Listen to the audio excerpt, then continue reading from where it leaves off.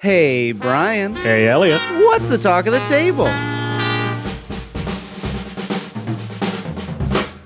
Today, we are sitting down with Tyler Crumrine and Austin Walker. Tyler is the founder of Possible Worlds Games and the Emmy Award-winning designer of Beak, Feather, and Bone, Details of Our Escape, and, my personal favorite, Scene Themes. Austin is the host of the beloved actual play podcast Friends at the Table, also the co-host of the Star Wars podcast A More Civilized Age, and most presciently for today's conversation, the designer of Realis, an innovative new TTRPG that is being published by Possible Worlds Games. Tyler, Austin, welcome to the show. Thanks for having us. Thank you so much for having us, Brian. You could have a career as an announcer at sporting events. Mm-hmm. I would love to hear you tell old people in a theater to unwrap their candy now before the play starts. Just really a command of the intro, get them out of the way. Yeah, I was wrapped. I was ready to. I thought there might be more people to introduce. I was just ready, just more introductions. You know. Oh, I've got more. Oh, we can do more. Yeah, I'll do more. Elliot just keeps cutting me off. Yeah. He does have a great voice for radio. I got a great face for radio too. Let me tell you. Hey, buddy.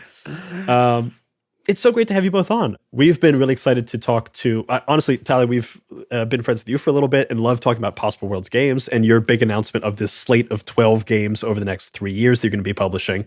And Austin, having just read Realis and reread it this last night, this game is so fucking cool. Thank you. Yeah. I appreciate it. I'm happy to have it out there. I'm happy to have people getting to see the stuff that has been bouncing around my head for years now.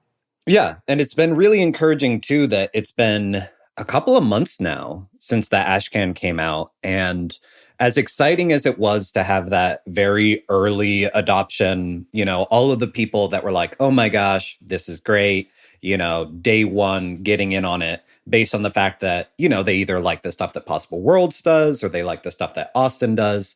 But to see people continuing to discover the game and recommend it to friends and running their own campaigns and creating custom classes and hacks and things like that, it's really encouraging, even just as creators with reputations in the space to see that we're not kind of coasting off previous work. This is something that people are meeting and engaging with on its own terms, and really it's resonating with them. For me, the moment where I knew I had made the thing I'd hoped I had made was the Moon Jam. There was a jam over on itch.io hosted by Ham Bone. Shout outs to Ham Bone. Shout out Ham Bone. And there were 51 entries, which is way more than. So for people who don't know, moons in Realis are sort of locations or settings that have a number of sentences, which are really broadly sort of like aspects or something in Fate.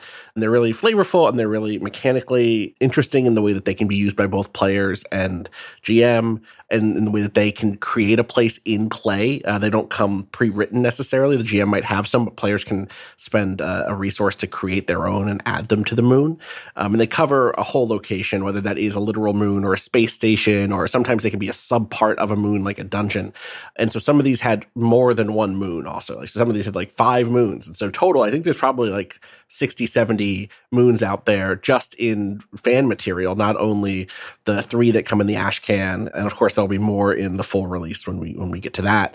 But that was oh yeah, good. People get it. This is when creating Realis as a game, I had to be very careful about not over focusing on quote unquote content and making sure that I spent a lot of time on design, and including that content needed to be designed sometimes. It needed to suggest how the game could be played or modified or added to through the inclusion of sentences and impulses and stuff that led the reader and the player to understand how they could twist the core rules through those sentences.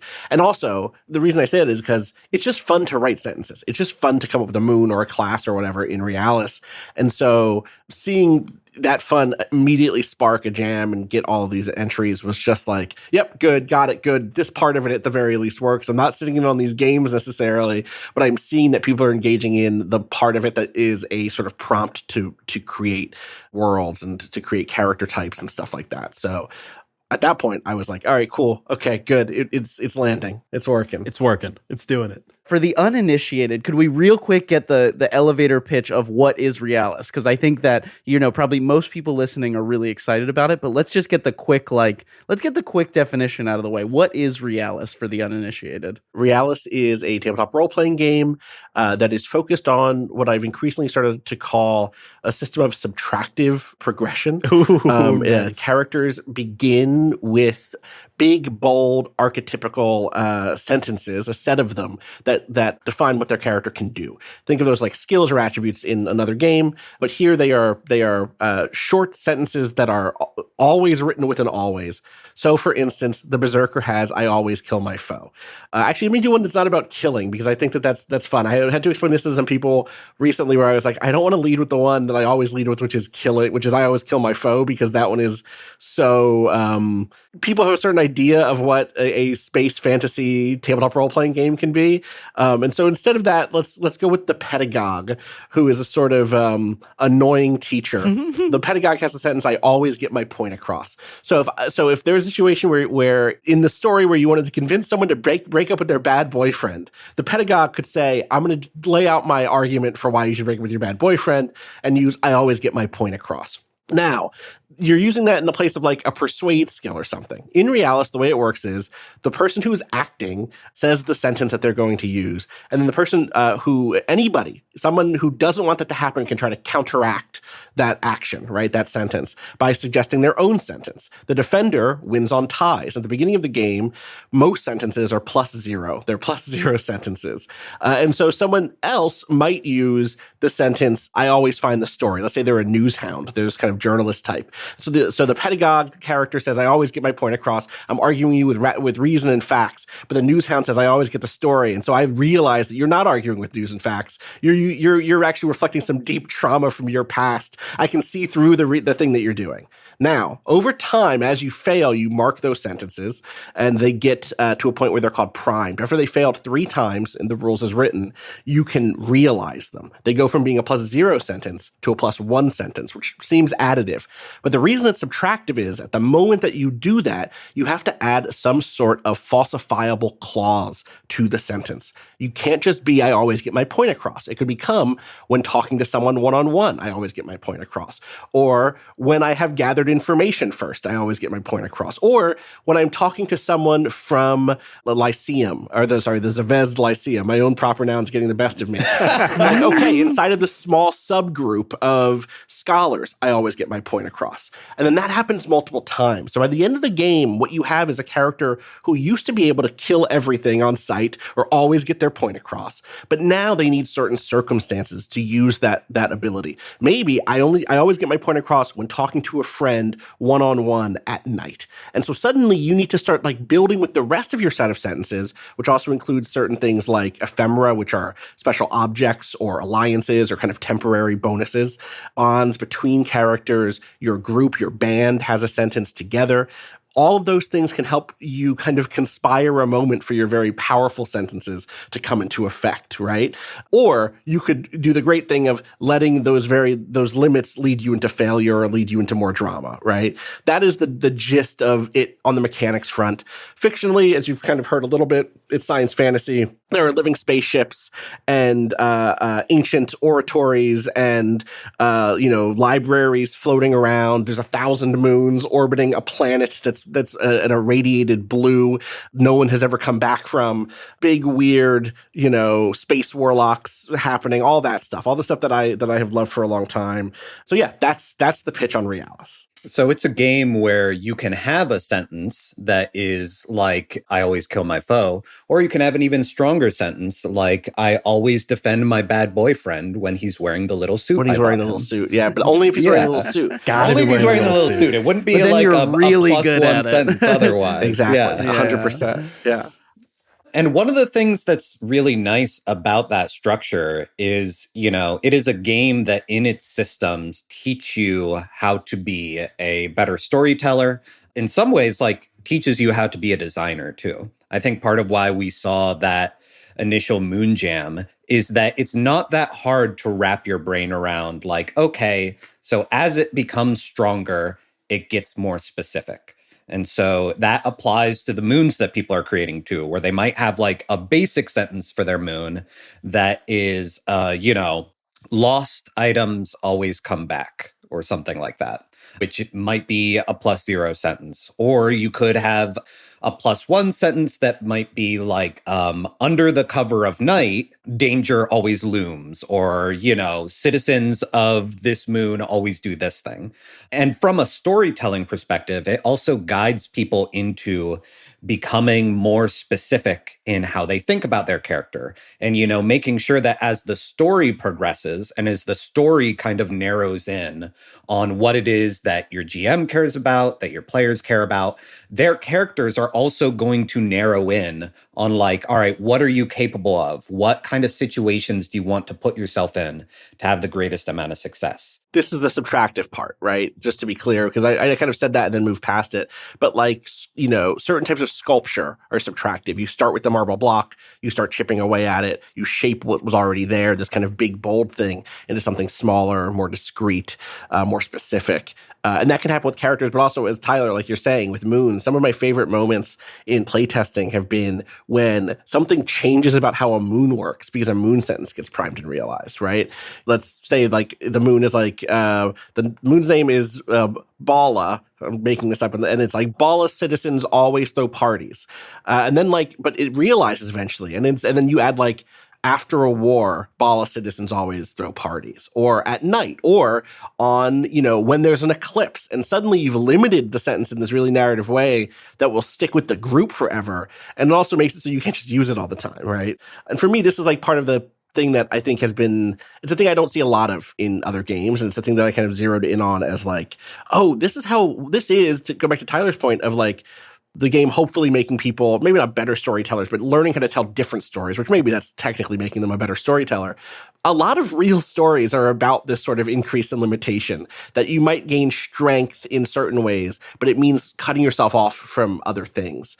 Some stories are about that, doing that temporarily. I've always shouted out With Great Power, the tabletop game from the original version. I haven't played the more recent release. That's all about kind of like superhero stories where, in this story, Peter Parker is really interested in his career and his relationship, but his web slinging is like diminishing because he's trying to really focus on his Peter Parker alias.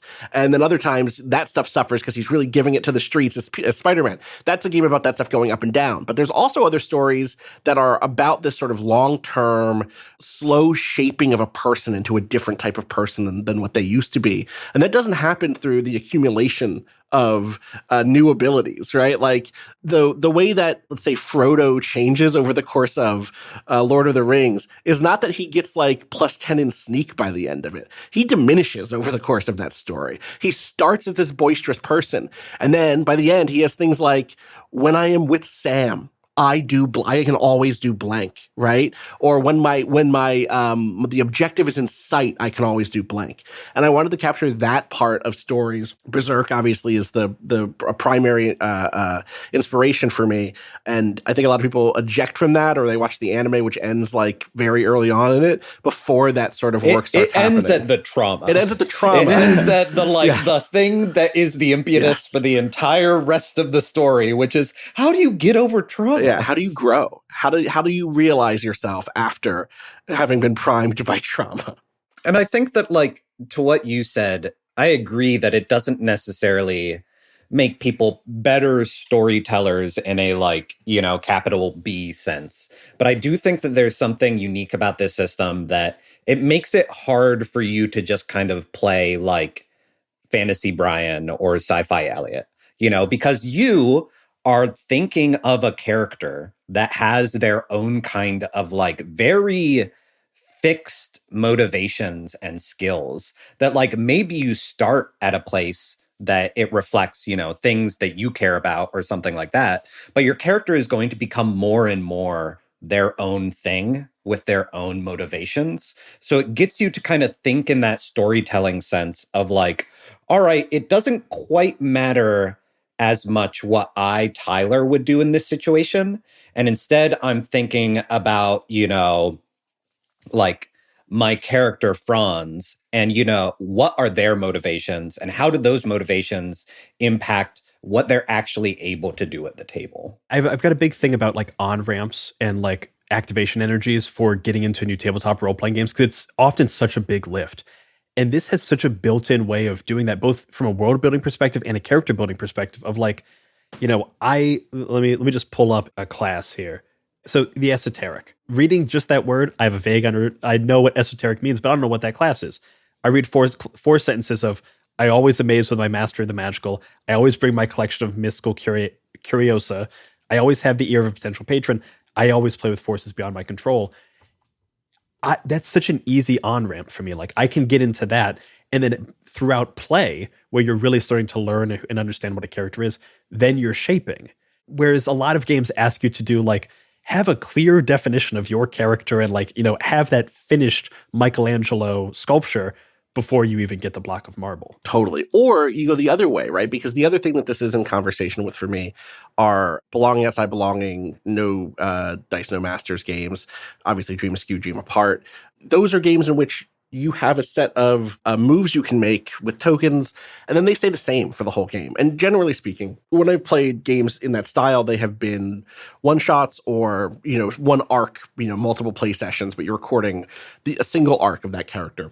There's no sense of progression in the way that we talk about progression in tabletop games, and I don't. That is not to diminish that game. That game is incredible. I think that many of the games that have developed off of it have, and some of them do even have versions of progression. But I wanted something that really asked players to think about how their character was changing, not how they were. Progression is almost the wrong word. I'm not asking how are you progressing in a sort of linear upwards momentum growth, you know, way. I'm asking how are you changing, right? How are you becoming different than you were at the start of the thing? You know, the thing that happens at the very end of a character's life, after they get to a +3 sentence, the idea of adding a fourth, you know, clause becomes really unwieldy. And so early on in the design of it, I realized, oh, we should retire sentences. When you would get primed for your fourth realization, instead you get the sentence gets retired. And so I always amazed with my mastery of the magical, which maybe became, you know, when I am surrounded with my ephemera and working to protect my allies against the Imperial Empest, I always amazed with my mastery of the magical. It goes to, I used to always amaze with my mastery of the magical, or once I always amazed with my mastery of the magical. And that's a +0 sentence. You can still use it, right? But you can't use it for, you have to use it as, I used to have this ability. And maybe that still gives you insight into the current situation. You know what I mean? And yeah, that says so much, if not more. Right. Exactly. And so to me, that's that journey. And it starts with that little on-ramp. And then eventually you come back to, damn, I don't actually have the ability to realize this anymore. I've hit the peak of what this character could have been. And now, having failed one last time, I return to this other thing that is no less active in the world, but is different than where I was a moment ago. And I find that that's also something that I don't see a lot in tabletop games, is the idea of the rise and fall of a character, right? The idea of like, well, sometimes characters, and this is all over stories for people of all ages, right? The idea that like, there's, again, certain genres where you just keep going up, right? If you're going to be the martial arts master on the top of the mountain, maybe you just keep going up, right? But for many stories, you become the best wrestler in the promotion, and then eventually the wounds start to wear on you. And bit by bit, you get worse and worse and worse. You know, you've been climbing the corporate ladder, and then finally you meet a rival who takes you down a peg. You were once the great king, and now you live in diminished form. You still sit on the throne, but your voice does not have the boom it once had, for instance. Boom, a word that has been taken from us by the Costco guys. I can't say it without being annoyed by the terrible world that we live in. But anyway, like that sort of arc is something that I've also not seen represented outside of there are of course games that do this, right? I think even Blades in the Dark's use of stress and trauma can fit into there. A lot of Forts in the Dark games have that thing around personality and emotion and psychology, but rarely is it okay. Now you can't do the thing you did 4 sessions ago. It's past you've moved past that part of your life, you know. I love when a mechanic is like such a beautiful abstraction of a thing in real life, and I feel like, you have abstracted the requirement of a human life to make choices. It's just like, there's this abstraction of the fact that there are sentences about me when I was a teenager that now are way more specific. It's like, I like art. And it's like, now it's like, I like making art when it's game design, in a very specific way. You know what I mean? That's just for sure. And I'm not as good as the other art practices that I've put aside, but I'm way better at game design. It is just I don't have a question, but it's a really beautiful abstraction of this idea of getting older and choosing paths. And that doesn't mean you're worse off for it. It's you just are you're getting better at this very specific kind of doing it. And I should say, what you get good at. I don't think that that's necessarily the only way for real life to work. Right. You might pick up painting still, Elliot. You could go become a different artist in real life. I don't believe that that's the case in real life. But Austin Walker is not penning this game as Austin Walker. This is a game written by people inside of the setting itself, and they have a perspective about how the world works and how people work. They believe this is the reality that surrounds them, and they're representing that in a game to tell stories with each other. The word rights are a faction in the game. They're not. I don't think that they're actually represented as a faction in the Ashcan, but they're in the full text, the current playtest document, and they see the world a particular way. And that's what this game represents. We'll see how it goes. One day, I know how some other people see the world. I know how some other groups understand how the setting of Realis function, and they see it a completely different way. So I would love to one day have the time to develop that Fascinating. There's a line at the end of this game that I think encapsulates the entirety of how excited I am about this game. And it is, as we see it, the value of this game is the ease at which you can make it yours. And I've never read a sentence at an end of a game that I so thoroughly saw throughout the rest of the text. Every single bit of this text is devoted to that sentence. And then to have it summed up near the end of the game, I was like, boom, bold, highlight, that is going to go in the interview. It's funny, Tyler and I had a lot of conversation about, so that's at the end of a page called Customizing Realis. And, this is a pretty hefty book at even as an Ashcan. It's 120 something pages. The bulk of that is the game, right? It's 50 pages of rules and then 50 pages of classes and then 13 pages of GM facing content or something like that, right? Maybe it's a little bit different, but something like that. And we had a conversation that was do we want to include, or there's a lot of this stuff that I'm still writing is more guidance on how to play and run the game. It's things like, how do you customize Realis? It's some house rules suggested and stuff like that, or potential variation rules and stuff like that. And so we had a conversation, Tyler, that was how much of the stuff that's kind of in bullet point format right now in the playtest doc should I punch up and put into this Ashcan? And we kind of went back and forth on it. I think we both kind of could feel out the arguments for both sides. It wasn't like you had one thought and I had one thought. But then you suggested, Tyler, you're like, I think you can get away with just this one page that ends with the call to action, because the game suggests ways to hack it itself or to make it your own already. And so you can just leave it there. We don't need in the Ashcan to have 5 pages of optional rules or, here's how to diagram a sentence. The game does that already, here's how to build an NPC. Now that's stuff that I would love to revisit for the full release. But I think, Tyler, you were 100% right. Obviously now, Brian having called it out, that was the kind of the period to end that section of the game on. Well, let me be clear. Yeah. That was not a period. That was an exclamation point, right, my guy.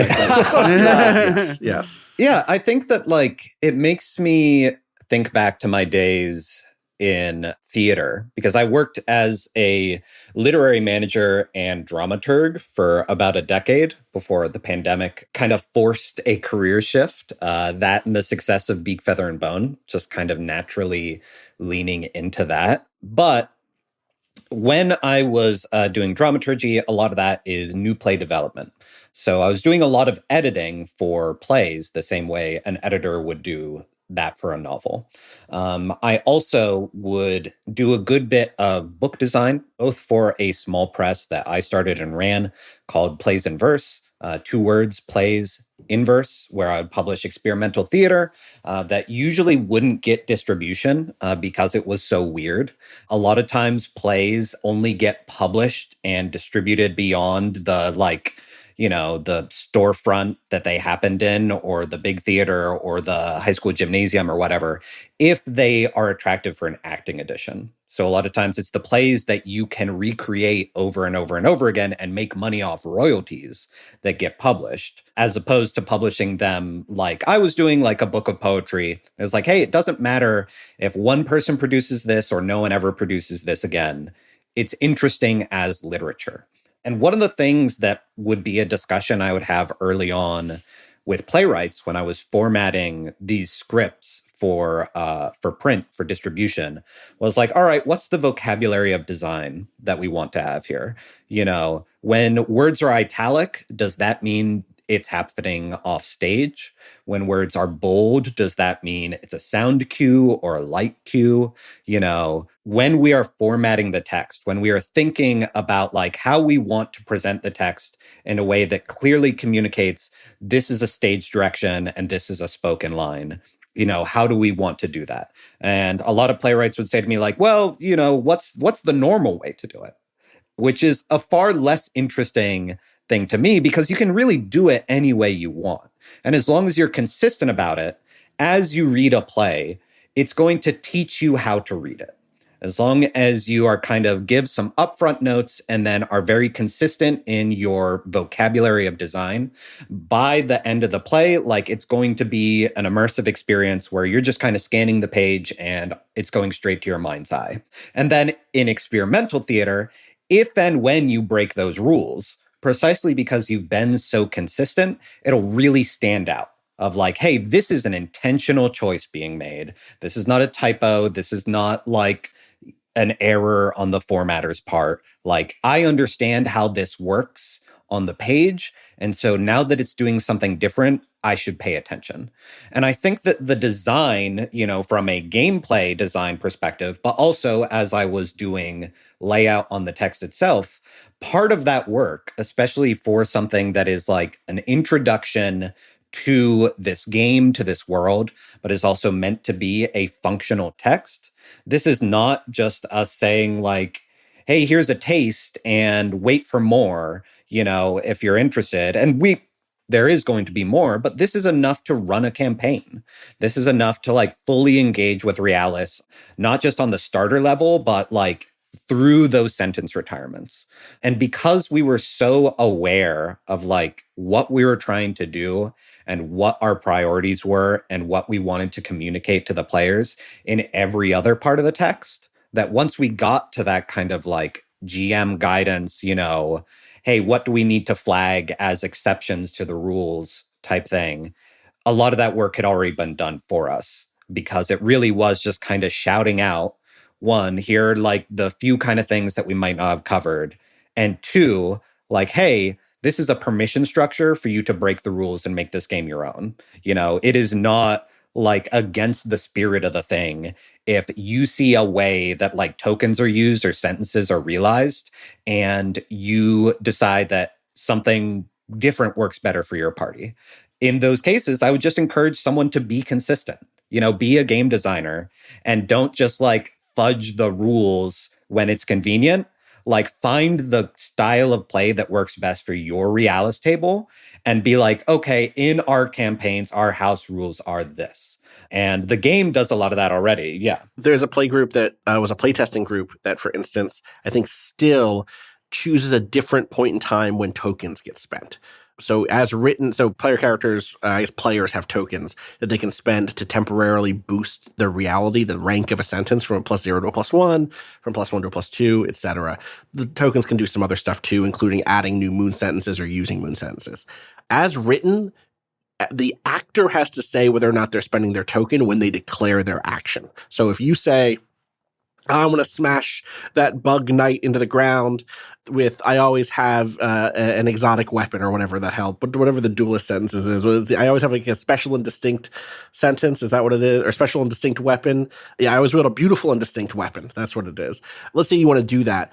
but you don't know what the Bug Knight's sentence is that they're going to try to, counter you with.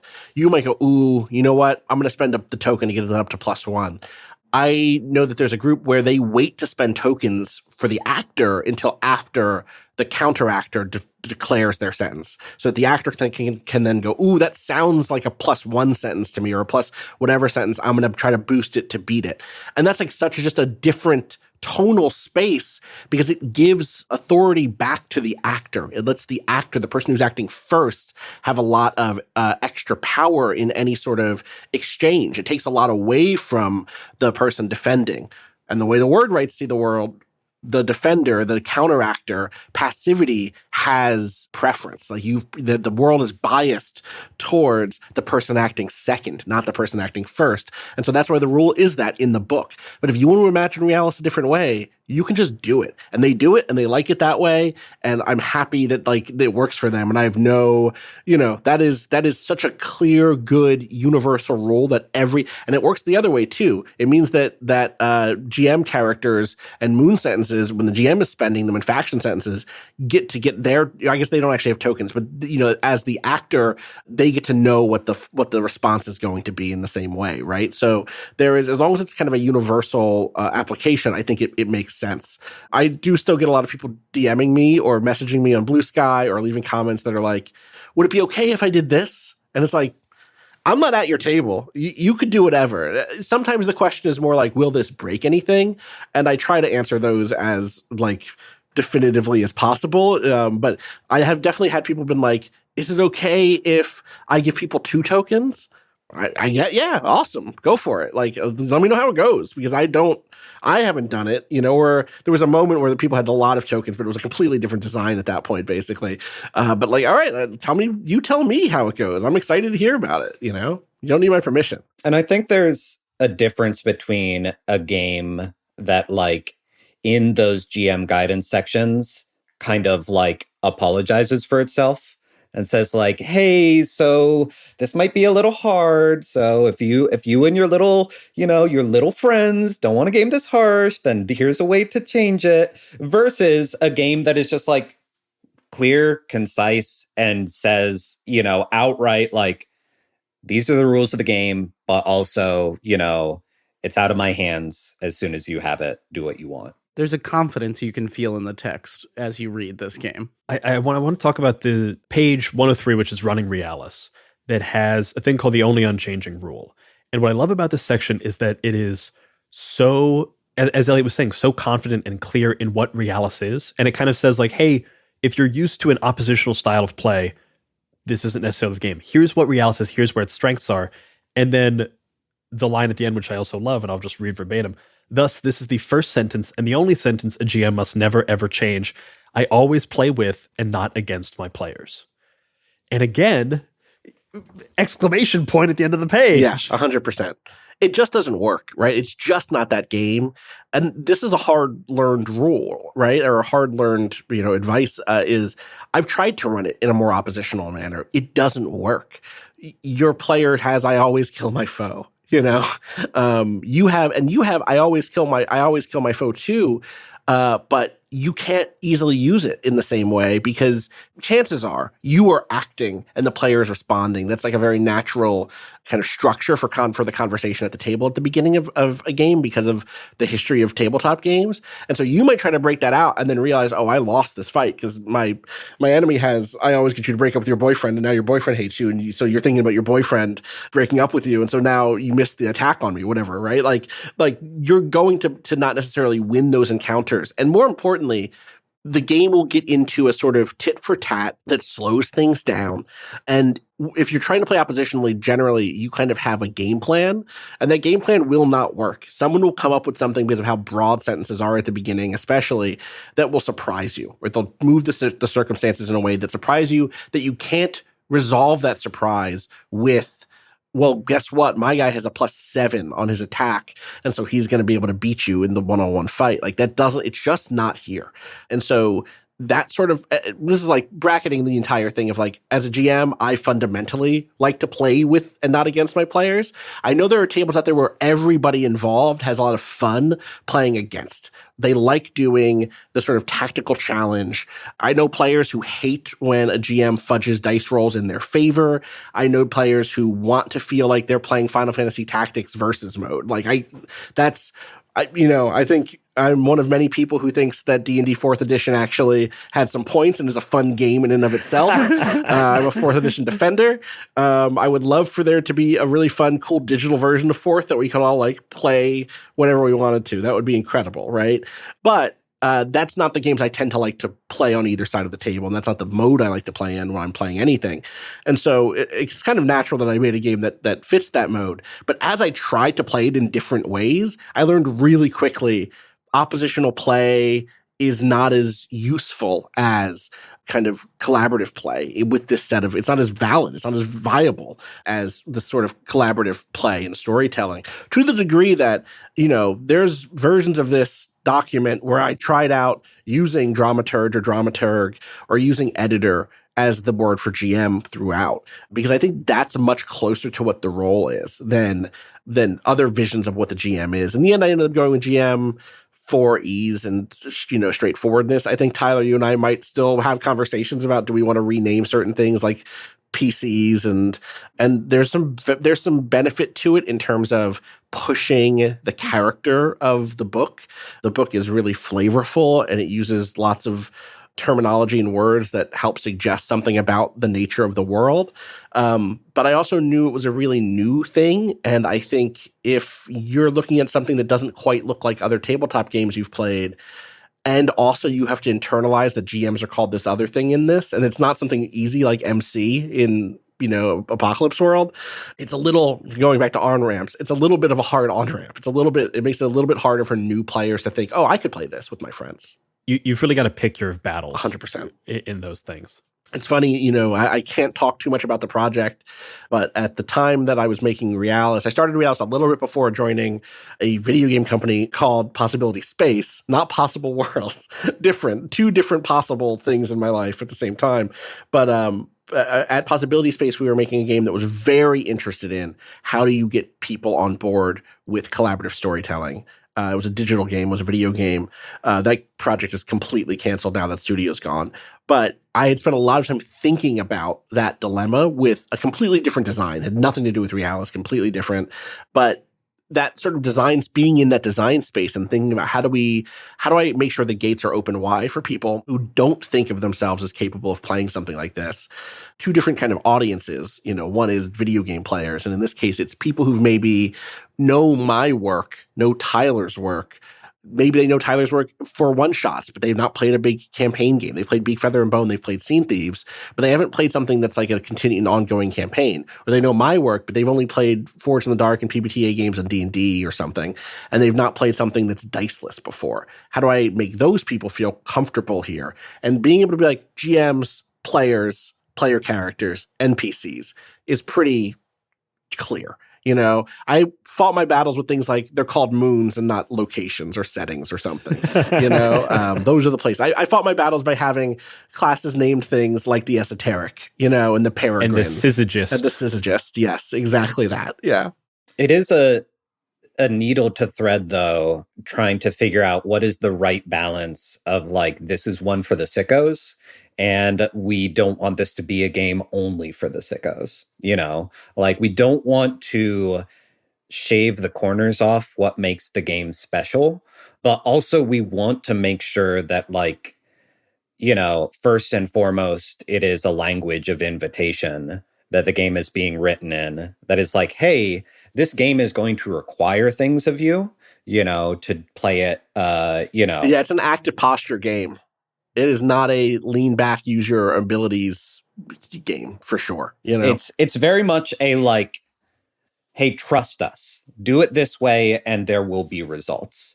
And in order for, to earn that trust from players, there's a certain amount of like clarity that you need to have. And you also need to get them right into, the like the role playing and the storytelling process and like the refining process of what makes Realis special, so that early on they see like, oh, I get it now. I get why it works this way instead of the other way. Instead of, so many role playing games, I feel like you have to get to session 5 and like you've found your consistent babysitter and it's always Thursdays and you're finally like, oh, I get it. I get what makes this different from other campaign style games. Whereas Realis kind of like throws you right in a way that can be like different, but ideally isn't jarring.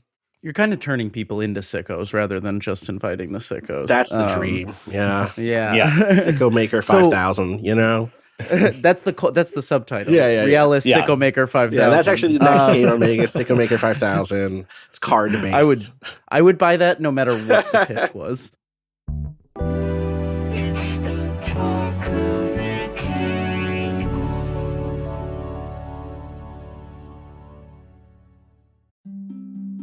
Midnight Muscadines is a cozy, dark tabletop role-playing game where light and shadow intertwine in a fractured world.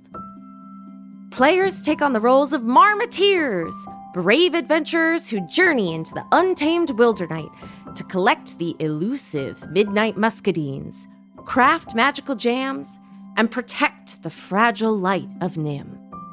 Through collaborative storytelling and resourceful gameplay, players weave tales of courage, community, and the pursuit of balance.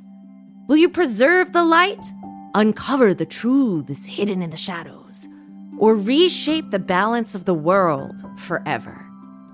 Midnight Muscadines is perfect for fans of Studio Ghibli and Sea of Stars who seek to capture the magic of exploration and the heartfelt adventure in a world where small heroes make a big impact. Play Midnight Muscadines as a traditional GM'd game, GMless, or even solo. Midnight Muscadines is crowdfunding now on BackerKit. Join the campaign at pandeongames.com/muscadines. I'm Quinns of tabletop role-playing game review show Quinn's Quest, and this is Play to Find Out. Play to Find Out is an actual play podcast that brings notorious old games from the 80s and 90s back to the table.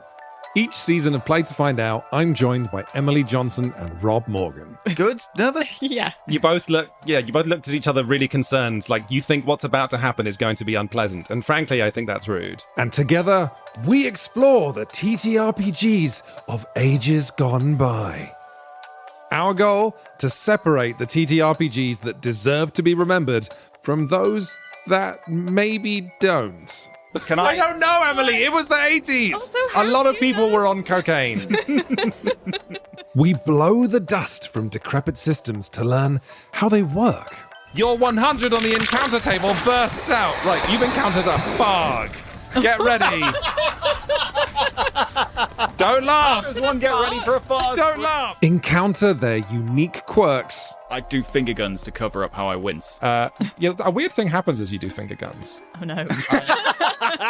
And I'm hoping that the Quinn's Quest community will join us in exploring these games too. If you this up, cannot describe to you how much your adventure ends here. Yeah, that's fair. Because the best way to learn is to play to find out.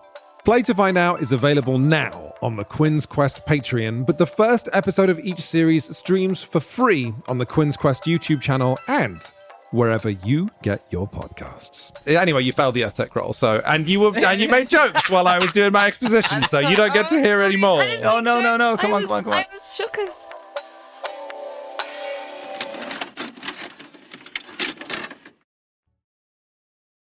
So I want to get into a little bit pulling away from like the details of this game and talk about this collaboration between two incredible creatives and how and why this came to be. I think the why is maybe a little more interesting me to start. On Tyler's front, why is Realis a Possible Worlds game? And on Austin's front, why is Possible Worlds the right home for Realis? And maybe Tyler, we start with you.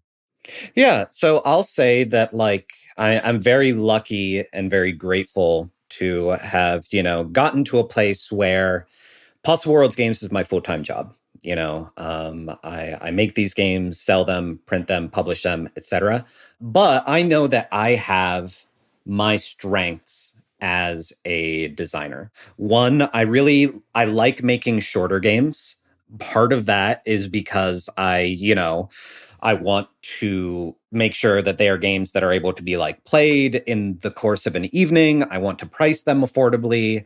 I also, I have obsessive compulsive disorder. So a lot of times, like a smaller project is something that is easier for me to look at it and be like, okay, I'm going to do one thing and I'm going to do it well. And I'm not going to get caught up in everything else. And then also my games, something that I've found about myself as a designer as I continue to like stretch and grow, et cetera, is that a lot of my games kind of start from zero. They're like, all right, everyone, we're coming into the room together. Here are our tools. And we're going to kind of like start from scratch and make a world together, characters together, a story together. And a lot of that comes from my devised theater background, which is a way of playwriting where you just kind of gather collaborators in a room and you play a bunch of design and acting exercises until you find something that like, feels interesting or different or, just like you get momentum on an idea and you keep rolling with it. That's how a lot of my games are played.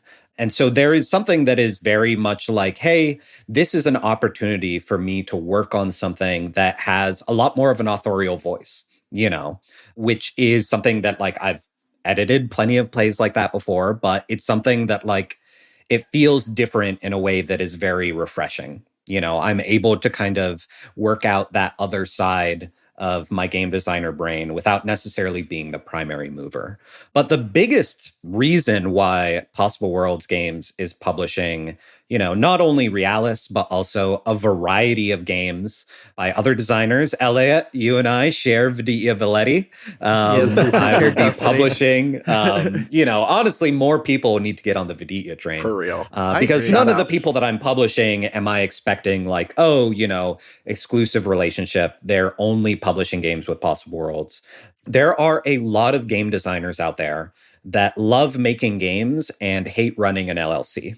They do not like the process of learning to be the singer-songwriter producer that, our scene really expects people to be until they get to a certain point in their career when maybe someone's willing to lend them a helping hand. I want to, work with designers and be able to say like, hey, I have like the development side figured out. I have the printing, fulfillment, distribution side figured out. And I think that your game would be a good fit for our catalog. And a lot of times that can look like a different size of game, shape of game, etc. I'm really just looking for games with engaging themes and unique mechanics, or unique themes and engaging mechanics. It really works either way. But I'm going to be publishing more and more games by other people. One, to kind of like take that burden so that they can, focus on like actually making the game and getting it out there for them so that, it'll boost their portfolio, help them get work on other games, and also so that I can cut them checks for those sales. But with Possible Worlds Games, more and more I will go to conventions, and I'm kind of a victim of my own success in that people will come to my booth. And whereas in previous years, they would be like, oh my gosh, who are you? What is this? Oh, give me, I'll take these two. And then they'll come back and they'll be like, oh, I really enjoyed playing those two games. Like, give me the other ones that you have. I would have a lot of people coming to my booth now saying like, I love your games. I'm wearing my Possible Worlds Games shirt. Like, here's a story of a table that I had. What's new? And I tell them it's one game and it's $15. And they're like, great, see you in a year. Which is in a lot of ways like a much more energizing interaction. Someone coming to my booth and like already knowing, not having to like do the used Bible salesman thing and like really convince them that, no, I'm not trying to take D&D away from you. But I know that like in order for my business to remain sustainable, I can either burn myself out by making a lot more games than I have the time and energy for, or I can start publishing other people. I can build out our catalog. I can say to people when they come to my table, here's a new game by me. So if you like my previous games, you'll like this. But also, here is a game by someone that I'm vouching for. Here is a game that is aligned with these projects in this way. Like, oh, if you like the map-making world building of Beak, Feather, and Bone, here's another game that goes about world building in a different way. Or if you're looking for a campaign-style game, let's talk about Realis, things like that. But as far as the why of Realis in particular, like why Possible Worlds Games is the right fit for Realis, I'll throw that one to Austin because I asked you the exact same question when you were like, hey, so what if Possible Worlds Games published Realis? And I was like, well, what if? Which was forever Are you sure? ago, actually, right? In some ways, because the first time you asked, like, I did not say yes right away. I was like, Austin, are you sure that this is the right fit for the game? Or are you saying this because we have established a friendship outside of games and also, like, I'm in the playtesting server? You were in the playtesting, which can be part of it. Partly because of the same reasons that you made a great partner for publishing Realis, right? Which I was introduced to you through Beak, Feather, and Bone, which we played on Friends of the Table forever ago. We then went on to play a bunch of other stuff that you'd made, which was great. And then because of that, we started, anytime you were in New York, we'd get breakfast. Or if I was at a convention where you were, I'd swing by the table or whatever, right? But along the way, part of what I came to know, especially during the playtesting era, more of your expertises, more of your experiences. You already talked about some of the things that I think made you a great fit for, let's just say, editor even of the game, for the Ashcan at least, which was your experience with theater, your experience with poetry, your experience in literature already, because I knew that you would bring those aspects into understanding the game and making sure that it was legible and making sure I didn't back off of those things in favor of breadth or something. And then on top of that, your experience with on the publishing side was of those things and not of just games made me confident that we would, again, you've already hit all of this. You would think about things like italics and headers in ways that were not just in the sort of traditional game sense, which is something I might want for a different game. You know what I mean? But for Realis specifically, I think maybe an important thing to think about for me or to say about Realis. Again, I started Realis before I took that other job and spent years working on the game for Possibility Space. That game was as mass market as it could be. That was the goal. Realis was one for me, right? For the sickos * me, right? And so I needed to make sure we found a publishing partner who would really understand that and would push that as the core identity of the game. And I, just came to trust Tyler for that. I obviously have some relationships with other publishers. I talked to a couple other people about potentially doing different parts of it over the years. But I always kind of felt like Possible Worlds was making stuff that was in line with those big goals of what Realis was. And I also felt like Friends of the Table is a large podcast. It's a successful podcast. It is not a giant podcast. It is successful by the metrics that it is able to pay 8 people, which Friends of the Table is 8 people, enough money to count as like an income. Not a great income, but it's an income, and we're incredibly lucky to have it. We are incredibly happy to have the support that we have, but we are not the giant video-focused, filmed on set actual play podcast. We record on Discord and someone edits the show together. Allie edits the show together on Audacity. Keith edits Media Club Plus, our fun anime show. Where currently it's not just an anime show, but right now they're finishing up Hunter x Hunter. It'll go into other really cool things right after Hunter x Hunter is done. We are a professional podcast. We're really proud about that. But our ethos and my ethos has been about trying to make stuff that you at home can make and make you understand that you can do this. I'm not saying that that's the limits or the goals of Possible Worlds necessarily, but I knew that you wouldn't start at how do we move as many of these as possible. We would get to how do we make a really cool book? How do we make something that has do we want fun pack-ins? How do we want to do a crowdfunding campaign, et cetera? But I knew you would start with how do we make something that's really cool, that's something that is in line with the identity of the game. And that identity of the game is the sort of thing that I don't think I came up with because I'm some games genius. In fact, I think it's probably came out of me because it's the first thing that I've designed at this scale. It's kind of amateurish in many ways, in the positive sense, right? It's a real, well, why don't we just do this type thing that doesn't come from years of making, modules for another game and becoming kind of enculturated in that particular view of what a game can be. Obviously, I'm enculturated in what a game can be. I've played a bunch of stuff. I'm deep in the PBTA and Forged in the Dark Minds. Like, all that stuff is true. But I haven't been writing stuff for those settings. I haven't been like maker for those games. I haven't been building games in those models. And so I think it's a pretty amateurish, not quite outsider art way, but it's the sort of like, well, why not just do this thing? Let's just see if it works. And then sometimes it works, right? And I think so many of the games that Tyler had made were those sorts of ideas and towards that sort of audience. I was always captivated by Possible Worlds' pitch of what was the actual name of the set of six small games, Tyler? Yeah, it was just our Possible Worlds collection, the box set, right? Yeah. Which were like games you designed to play with your brother who's a farmer and who does not play other types of games, really.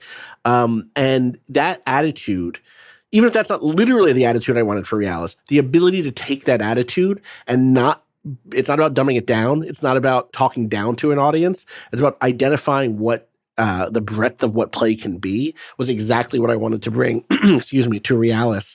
And Tyler was able to do that, So I think it's been a wonderful fit. I'm super excited for people to see what we do next in terms of putting out a more full edition. Tyler and I have been in contact with lots of artists over the last week or two. So the things are rolling ahead. And I could not be more excited about being part of a lineup that includes so many incredible people. The upcoming games all seem sick. I have not gotten to secretly play any of them or anything, but the pitches are incredible, and I'm very excited to try them out. Yeah, to talk about like the wider catalog, I think that what Austin said about like this is someone's first RPG. How no matter how much time you've spent in the space, this is like the first opportunity for you to be like, all right, as someone with a steady diet of tabletop role-playing games, both the criticism of them, like capital C academic and lowercase c, like what are the reviews saying? But also, like playing a lot of games, hacking a lot of games, creating seasons, etc. It's been very interesting to me as an editor and as someone who works in like literary management and has for 15 years now that it's kind of like carrying over into my game stuff.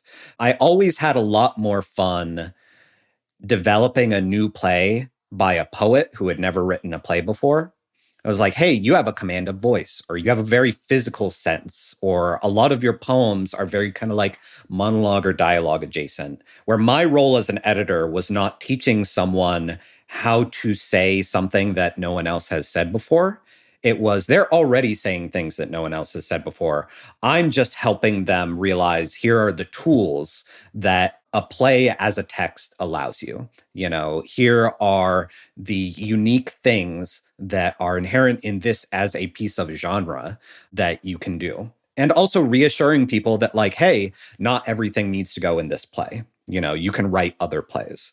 So working with Austin has been really great in that, he has a lot of context, is a great thinker, is a great writer, but it's been a lot of like, all right, this is someone who's had a steady diet of tabletop role-playing games.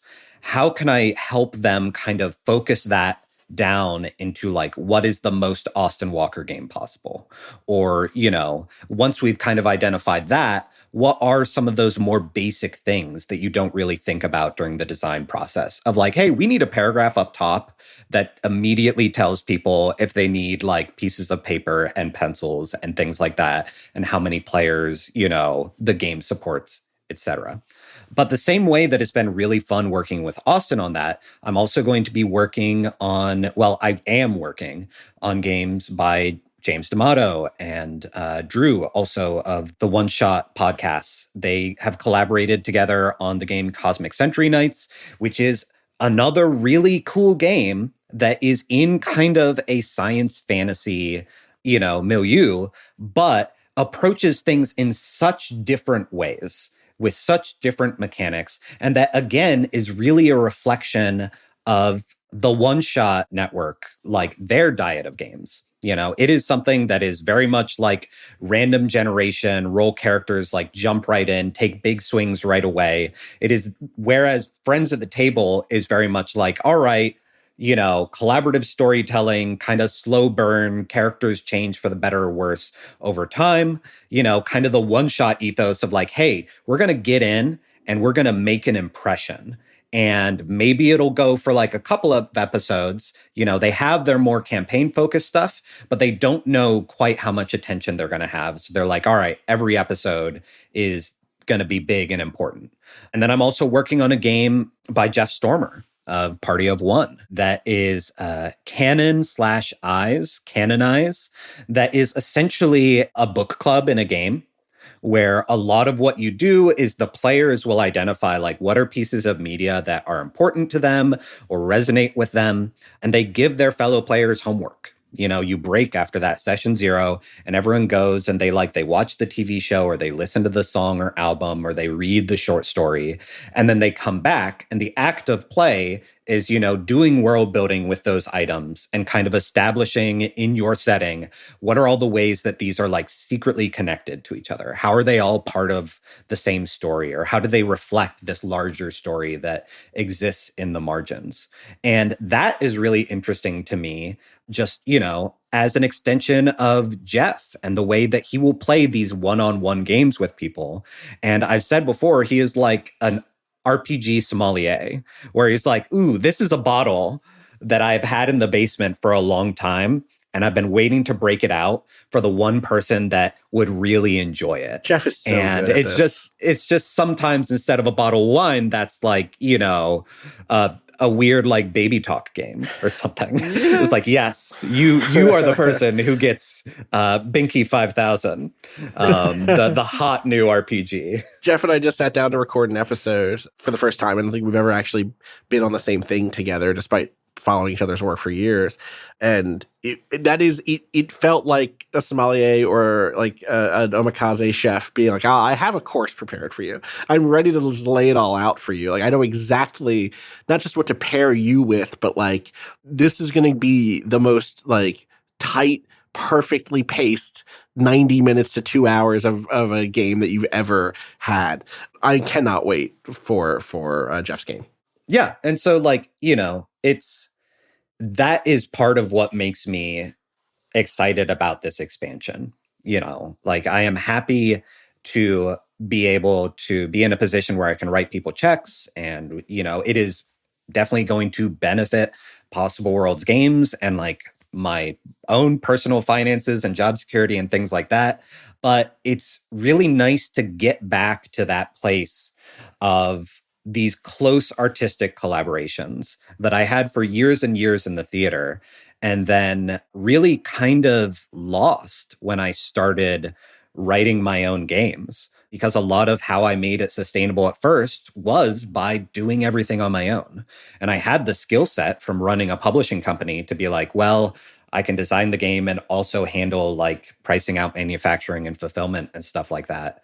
But this is the first time in a long time that I've felt like, oh, I am in my comfort zone, because learning to do conventions, learning how to like be proud of my own writing was a much heavier lift for me than being like, oh yeah, I get to like meet with Austin every other week and make this cool game that like both of us are excited about and pay artists to bring it to life. Like that's, you know, that's what I've been working towards. I would say that is also a big part of it is Tyler, I know how much you've been itching to flex these particular muscles again. And I knew that this was not we had some conversations that were explicitly about like, I want Possible Worlds to be something in addition to a place where you can publish your own games that you design. But like, and you've started doing that a little bit already. Obviously, but like part of the thing that was like fun to work with you on this was like, let's tackle a big one. Let's see what like 150 pages looks like. It's certainly the biggest printed thing that I've made, right? That's released anyway. And so like working with you on that, being able to lean on your expertises, without ever feeling like you secretly wanted to be designing the game. Do you know what I mean? In other contexts, I've worked with publishers who like want to get more involved with something than be the publisher. That happens a lot in the world of video games, right? Where a publisher thinks that they understand the game you're making more than you do, or more than the creative director does on the game, or thinks that there's a market opportunity that you should be chasing or whatever.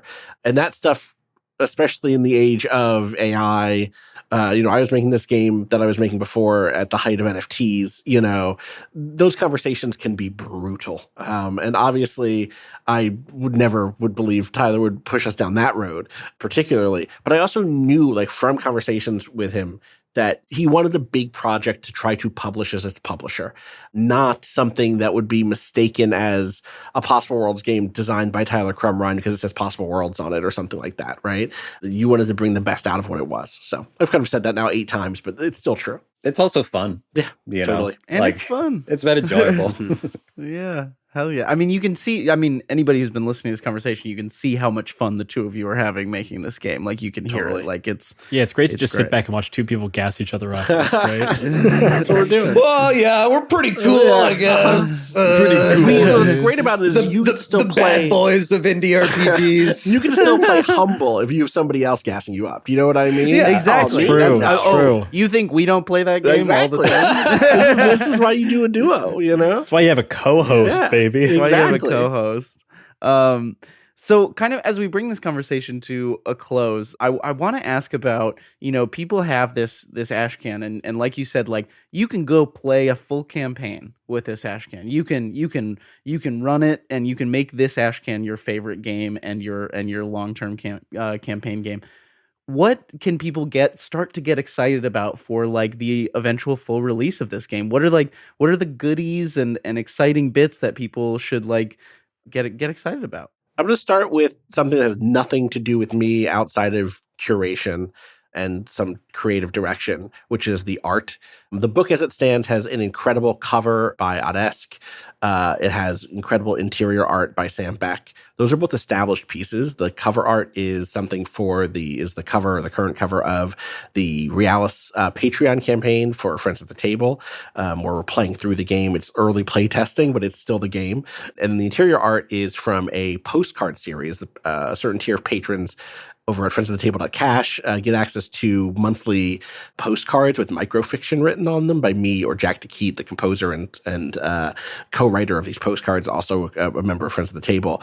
And so that art was all already done, right? That was previous art about the world, about some of the factions, etc. We are commissioning a ton of new art for this game, and it's going to be incredible. I like the people we're working with. Is an incredible range of folks. I'm really excited for people to. I'm really excited to see everything get made over the next, few months, over the next, year or so or whatever, as people put stuff together, and that's going to be a huge boon to making the game feel even more flavorful, to making the classes pop, to making the factions pop, to making the moons pop. Then number 2, the stuff that I am responsible for is a lot more of those things, a lot more classes, a lot more moons, a lot more factions. There's not half of what is in the playtest doc in this ashcan. There are more than twice as many classes. There are more than twice as many NPCs.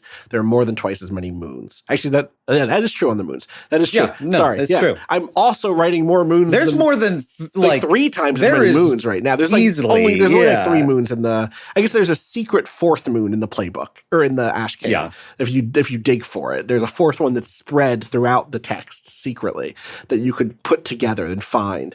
But there are going to be way more moons. There's going to be way more factions and NPCs and classes, and there's going to be some amount of material helping guidance on how to play and run the game.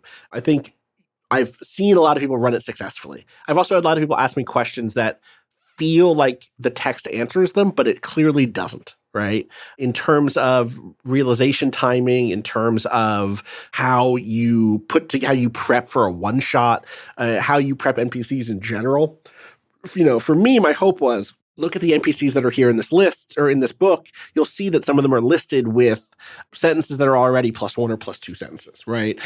So that means you can do that for your own NPCs. But I've still had people ask me, should I already have sentences at +1? Should I already have da-da-da-da-da? And that's a totally fine question to ask me. It means the text isn't clear enough about that, which I knew it wasn't, because there's no GMing section in this book. There's just there's some content, there's enough to run with, but there's not like a big breakdown on that stuff. So some of that stuff will be in there. I do have a handful of optional rules that I'd like to include. I will say that I am cautious about, I have like big optional rule ideas, but I might not include them all in the book because I don't want to undercut what the identity of the game is, if that makes sense, right?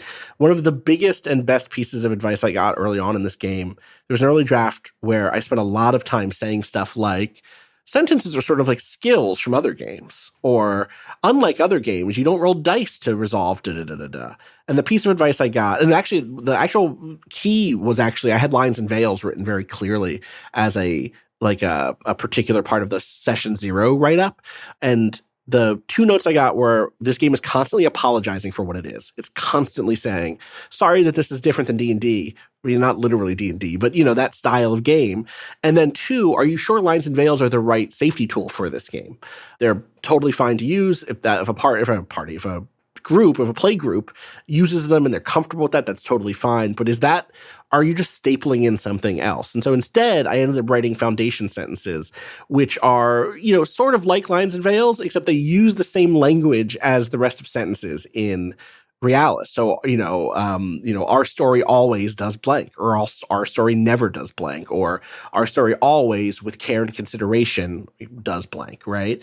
A good example for this is one of the sessions that I've played, or one of the playtests I've played, had our story always shows where the blade goes, but never shows it go in, which is to say, it's interested in violence. It's interested in even pretty clear depictions. It's not just I slashed my sword at the enemy. It's like, I did blank with the sword, but we don't have to stay on it. We don't have to zoom in on it. We don't have to be gruesome about it. And so building that tool then made me also go, wait a second, this is what the word rights would have written. The word rights would not have apologized for the game being what it is. And so I got rid of a lot of that sort of early guidance about how this game isn't like other games. And that made the game way stronger. And so I'm a little cautious about what optional rules I put in, because I don't want to put in optional rules that then become the de facto way to play the game because I put in an optional dice rule or something. And everyone's like, oh, well, I like games with dice, so I'm just going to play it with dice. I want people to try to play the game the way it's there, What I will still include probably is a page or 2 about how to tweak things for a shorter campaign, or, hey, if you're interested in seeing a world where, the active posture is rewarded instead of the passive posture, switch when tokens get spent, stuff like that. So optional rules will be in there in some regard, along with a bunch of other jamming stuff. And I suspect I'll add some stuff that is strictly lore. Capital L, here is some more details about the world. Obviously, there will be a lot more of that simply by the nature of there being more classes and factions and stuff. Y'all don't even know about the entire order of non-assassins that exist inside of this setting, right? Yes. So yes, right, non-assassins. that they're important, and that's not a thing that's in this book. So there's going to be more capital L lore, even just through that stuff. But I do have material written that's like, what is Realis? And there's some of it I'll include. Maybe it'll end up being redacted in some ways. I'm not 100% sure yet. But there will be enough to wet the whistle and make people ask questions and fill in their own answers about what things are, I think you've sufficiently wetted my whistle with non-assassins. So Non-assassins. everything else is just gravy. Yeah. I'll say, to give a bit of ditto to everything Austin said.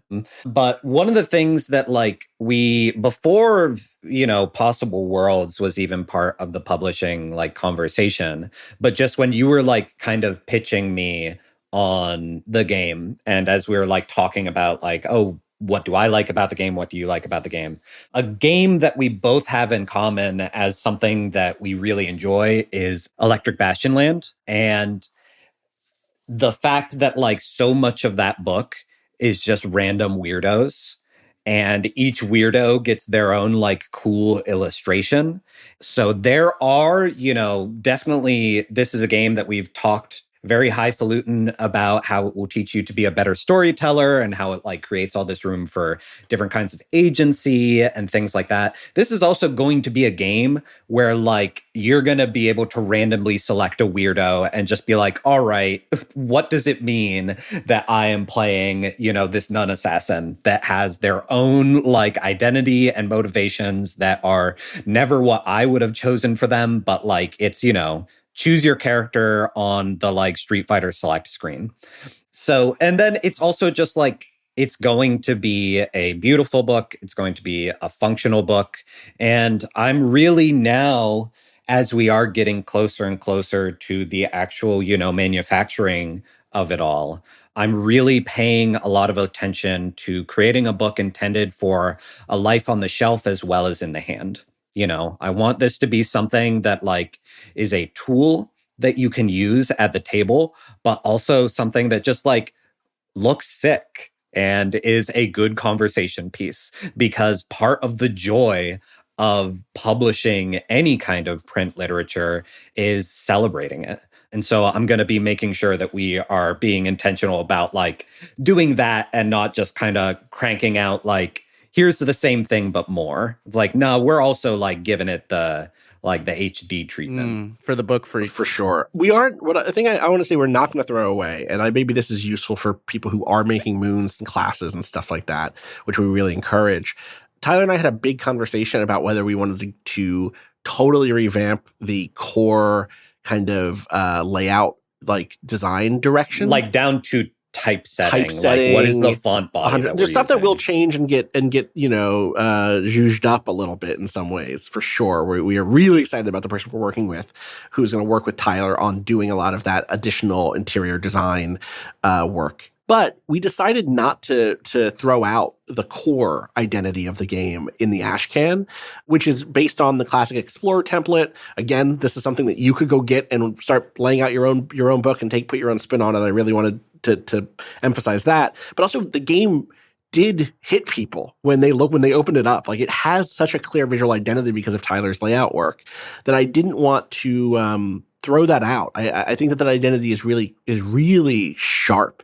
And Tyler, you pointed out that also, if we change it, there will be all of these supplements that were already written that kind of took that as the baseline of what Realis should quote unquote look like, and they might start feeling outdated. And so we really wanted to like, okay, we have an identity. We can maneuver it a little bit. We can add to it, but we shouldn't throw it out completely and replace it with something else. So that to me, I think is going to be an important thing. Is like there will be a through line of identity, even though there will be a ton of new material and some new design elements that really make it look, incredible. Because it's one of those things where like you use a font for a game or for a title because, it felt like the right fit. And I really love the font that we use, Redaction. It was actually created, I think, for the Met. No, not for for some museum. It was, but it was a font, for the MoMA. It was created for an exhibition at the MoMA PS1. It is a font that is inspired by the way that court documents, especially for like incarcerated Black folk or people that are, arrested and then are manipulated through bail and things like that. But it is a font that is inspired by the way that like as you Xerox and copy and fax a document over and over and over, it doesn't matter if someone is doing the intentional malicious thing of like scratching out a body of text and officially redacting it, as the law allows them to in some cases, doesn't in others. But if you kind of put something through a filter enough times, it gets redacted, casually through, the channels that it's being put through. And so this is a font that like has a history, has a purpose, has like the very clean, strong lines of the font and like the fun like accents on it while still being a blockier font. But it is also something that like the font body for that is not just like here's italic and here's bold. It will like crunch. It will get pixelated. It will get redacted. And part of how we have done some of the like redaction flavor stuff in the text has been through like the official font body. That is not me putting the text through a filter or something like that. But all that to say, like, it is a free font. It is a font that anyone can download and use. And the fact that people are seeing it and being like, this is the visual identity of Realis. And when I make my, my fan moon or my fan class, I want it to be set in the way that like the real book is. I think that is such a nice, like, one, compliment to me as a designer, but two, it's a very small gift that you can give your audience of like choosing a design that is not impossible for them to replicate in a way that like adding, world to your end of your title is like, I am part of the lineage of games that is like powered by the apocalypse, or all the other little signifiers that people use. Like my game uses MC or my game uses referee. And it's a way to align yourself with like a tradition and a body of work.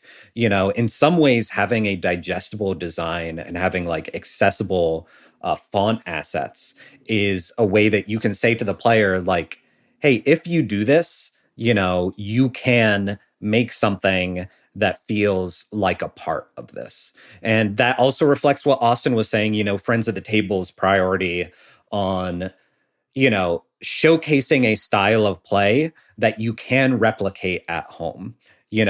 Regardless of whether or not you have a subscriber base, you can play an RPG in a way where you are asking each other a lot of questions and you are inserting various games as mini games. You're like having session zeros and like aren't afraid to change something when it doesn't work. A lot of that kind of bleeds into my priorities as a layout designer as well. Can I give you one of the non-assassin sentences just as a teaser? Are you kidding? What are we going to say no to that? All right. I always wield the slender tools of mercy. Ooh. Ooh. Mm-hmm. Yeah, non-assassin. Non-assassin. So up my alley. Wow. Mm-hmm. Yeah. So and if you weren't already excited, I always wield the slender tools of mercy when my awful boyfriend is wearing the little outfit. Wears a little outfit. That might be a plus two. It's oh yeah. It could be when anybody wears the little outfit. You just you see the little outfit. Really, it depends on like was little an addition? Right. Maybe it's a plus You're 3. right. I used to have a regular size boyfriend. That's right. Oh my God. With that, thank you, Austin and Tyler, for coming to the table today. This was such a joy to talk to you both about Realis and about this collaboration, and I'm so excited for these Nun Assassins and all the other goodies. Do you want to let our listeners know where they can find both of you and where they can find and play Realis right now? You can find me on, I guess, Blue Sky at this point at austinwalker.bsky.social. They need to have it has to get better. They gotta fix that. You can go get Realis right now at thecalcutech.itch.io, or maybe it's just easier at this point to go to possibleworldsgames.com, where you can also sign up for the newsletter, Tyler's newsletter. I'm kind of stealing your plug here, Tyler, but people should go do that. No, this is great. Because that way they can see all the other stuff Possible Worlds is going to do. And there's a big link on the front page, as of the time of this recording at least, to the Realis homepage. On that page, you can see a couple of different examples of play. Obviously we were doing the Friends of the Table series on the game. There's an intro episode that's free for that, and then another set of 4 full episodes from the current Patreon exclusive arc, Friends of the Table.cash, for the whole arc that's still coming out. And so those are all available. And then there's also, I did a one shot with the folks over at Nextlander, Vinny Caravella, Brad Shoemaker, and Alex Navarro, formerly of GiantBomb.com. I did a one shot with them that was like incredible, 4 hours long, that I think is a really great encapsulation of a multiplayer session deep into a campaign. You kind of pre-realized a bunch of sentences. So if you're interested in like what that can feel like, you can go listen to that or watch that. That's also in the Friends of the Table feed. They were gracious enough to give us the file for that. So you can go listen to that, friendsoftheTable.net. I guess one other podcast shout out. If you read Realis and you get to the end of the book and you're like, wait a second, wait a second, this is Book of the New Sun. You're doing the Book of the New Sun thing. You can go listen to me over on Shelved by Genre with Michael Lutz and Cameron Kunzelman talk about Book of the New Sun for a bunch of episodes. It's a genre fiction podcast I also do. So go check that out. And you can find me at possibleworldsgames.com. There will be links to whatever social media exists at the time as you listen to this. And yeah, I will continue to be active on, the social media of note, whichever one hates people the least. This week. But the best way to find out about stuff is going to be going and just signing up for the newsletter. I generally don't send more than one e-blast a month, but we've got a lot of games coming out, and I'm going to be talking about them in a lot of different places. But the most consistent will always be the list of people who have affirmatively said, Tyler, I want to not miss out on this thing. So go and do that. And having seen that list, you definitely don't want to miss out on those newsletter blasts, because these games that are coming out are going to be awesome. Yeah, a lot of really good stuff. We're already planned out through 2027. There are some games that we have not even announced yet that are still cooking. Some really exciting stuff. But there's part of the plan is also to, prove that this model can work.